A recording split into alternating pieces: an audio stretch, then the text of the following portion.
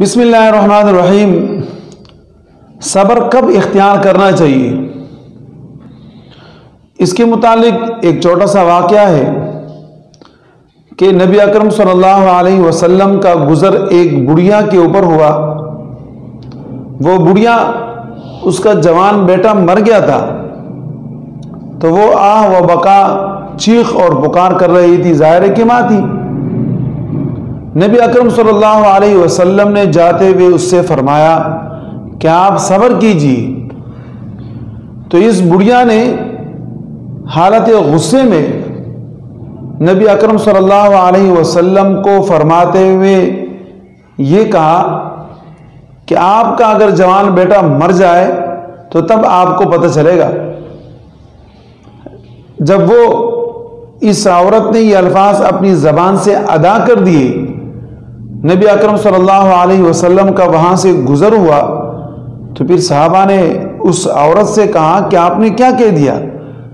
یہ تو آپ کو صبر کی تلقین کرنے والے پیارے پیغمبر علیہ السلام تھے۔ اب ظاہر ہے کہ اس بڑھیا کے دل میں دکھ بھرا درد پیدا ہوا اور نبی اکرم صلی اللہ علیہ وسلم کے پیچھے دوڑی۔ تو نبی علیہ السلام نے فرمایا کہ دیکھیے، الصبر عند الصدمۃ الاولی، کہ صبر پہلے صدمے کے وقت ہی ہوتا ہے۔ اب ہمارے ہاں ہر آدمی صبر اختیار کرتا ہے، لیکن وہ اس وقت اختیار کرتا ہے کہ اپنی کوشش کرنے کے بعد جب وہ چیز ہاتھ نہیں آتی تو پھر اس کے بعد وہ کہتے ہیں کہ جناب صبر ہی بہتر ہے۔ جسے ہمارے ہاں کہا جاتا ہے کہ اگر کسی سے کتا نوالا یا روٹی چھین کے بھاگ جائے اور یہ آدمی اپنی پوری کوشش کرے اس کتے کے پیچھے بھاگنے کی، لیکن جناب کتا آگے چلا جائے اور یہ آدمی وہاں رہ جائے، تو پھر آخر میں کہتا ہے بس یہ کہ صبر ہی کرنا چاہیے۔ تو ہماری حالت یہ ہو گئی، جبکہ اس صبر کا اعتبار نہیں ہے۔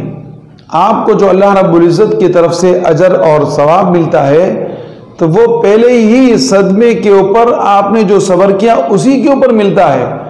بعد میں تو ظاہر ہے آپ کچھ کر نہیں سکتے، اس کے بعد اگر آپ صبر کا نام لیتے ہیں تو یہ صبر بعد والا صحیح نہیں ہے، بلکہ پہلے والے صبر کا اعتبار ہے۔ لہذا ہمیں ہر حادثے اور ہر مصیبت کے ابتدا ہی میں صبر اختیار کرنا چاہیے۔